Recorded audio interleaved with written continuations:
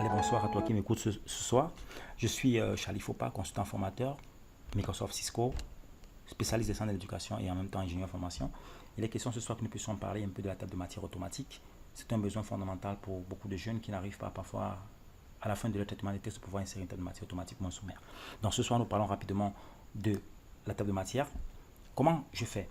Alors, j'ai un document là standard où j'ai des différents éléments. Ce n'est pas un document complet, mais c'est juste les éléments que je voudrais faire apparaître dans ma table de matière. Ça peut être un document que j'ai complètement saisi, mais je voudrais faire apparaître les titres et les sous-titres. Qu'est-ce que je fais? Donc, fondamentalement, on va utiliser un onglet très intéressant, l'onglet accueil, via le groupe style, où il y a des différents styles qu'on va affecter aux différents tests. Alors, à la base, je vais commencer par le prompt de recherche qui est le premier élément. Je le sélectionne et j'appuie sur titre 1, que voici. Donc, il a le titre 1. J'ai déjà fait un certain formatage, une certaine hiérarchisation d'abord. Donc, titre 1 apparaît là.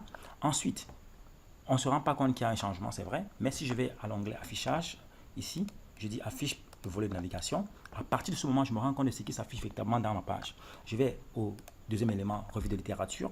Je vais choisir d'afficher le style 2, parce que dans le cas d'espèce, c'est le grand A, que voilà. Ensuite, je vais au troisième élément. Je choisis, c'est l'objectif de la recherche. Je choisis le grand B, que voici, parce qu'il est le titre 2.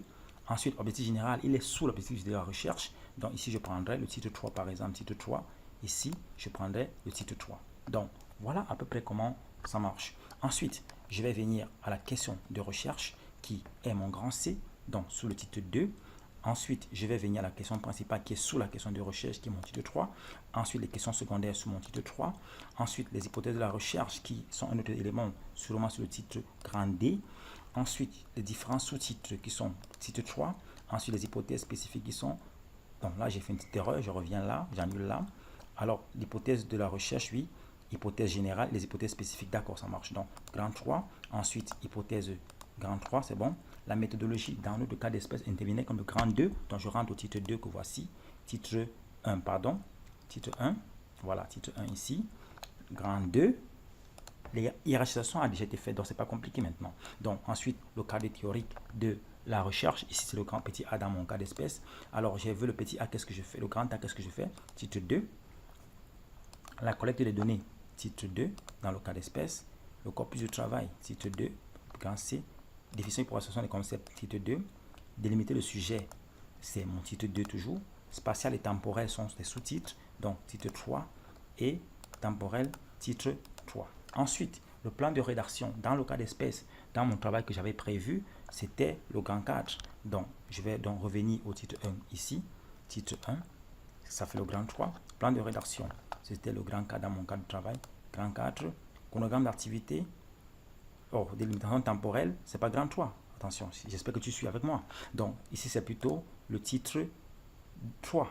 Donc, ici, voilà. Vous voyez, ça s'ajuste automatiquement quand j'ai bien hiérarchisé. Il n'y a pas de problème à ce niveau-là. Grand 3 est modifié. Ensuite, chronogramme d'activité, c'est le grand 4 dans le cas d'espèce ici. Donc, c'est le grand 4, c'est titre 1.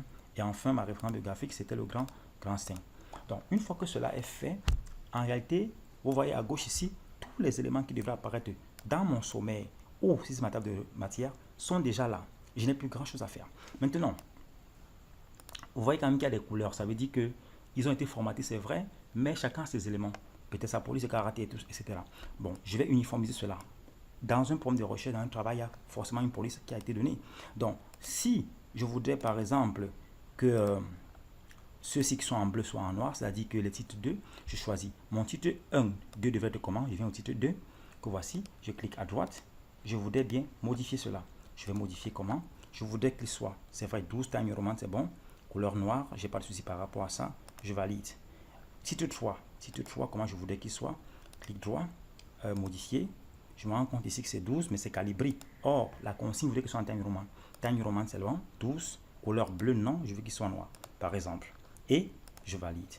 Et immédiatement, naturellement, tous mes éléments ont été modifiés ensemble. C'est-à-dire que je n'ai même pas besoin d'aller élément par élément pour modifier. Ce que je fais dans un titre, dans un style, affecte tous les éléments qui sont dans le même style. Même si tu as 100 pages de documents, ça modifie automatiquement. Une fois que ceci est fait, je devrais pouvoir naturellement générer ma table de matière. Est-ce qu'on se comprend? Donc, ce n'est pas bien compliqué de le faire. Où est-ce que je vais générer ma table de matière? Supposons que ce soit au début ici que je vais générer ma table de matière. Ou supposons que c'est peut-être mon sommaire, que je veux le faire à la fin de la page, peu importe où je veux le faire, il suffit simplement de cliquer. Si c'est à cet élément que je veux le mettre, je vais le mettre à la page suivante, saut de page par exemple, CTRL Entrée. Donc je suis à cette page-ci et je voudrais insérer ce sommaire-là ici. Dans ce cas, qu'est-ce que je fais? Si c'est ici que je veux l'insérer, j'ai besoin simplement de décider où aller à l'onglet référence que voici et je prends table de matière automatique par exemple, c'est un exemple qu'on a pris et je choisis le modèle que je vais insérer tout simplement. Si c'est là, automatiquement il apparaît. Est-ce qu'on se comprend? Il est là. Si ce n'est pas ici que je vais l'insérer, je vais annuler l'opération et je vais à la première page. Ça dépend du sommet de la table de matière. Je viens ici, c'est ici que je vais l'insérer. Je vais faire un petit entrée, je supprime ceci et je clique à table de matière encore sous référence bien sûr. Je choisis un modèle que voici par exemple le modèle 2 et je valide. Naturellement, tous mes éléments devraient apparaître ici à l'intérieur. Est-ce qu'on se comprend? Le reste sera une affaire de faire l'organisation, mais fondamentalement, il était question en quelques temps de voir juste comment faire pour insérer une table de matière automatique. Donc pour résumer, il est important déjà de faire une certaine police, de modifier la forme avec les styles et ensuite la hiérarchisation est fondamentale puisque quand tu sais ton texte, tu auras les grands 1, les grands 2, les grands 3, les différents niveaux et à la fin, tu vas simplement décider d'aller à l'onglet référence, de cliquer sur table de matière et tu auras une table de matière générée automatiquement. Donc voilà de quoi il est question lorsqu'on parle d'insérer une table de matière automatique. Ce n'est pas bien compliqué.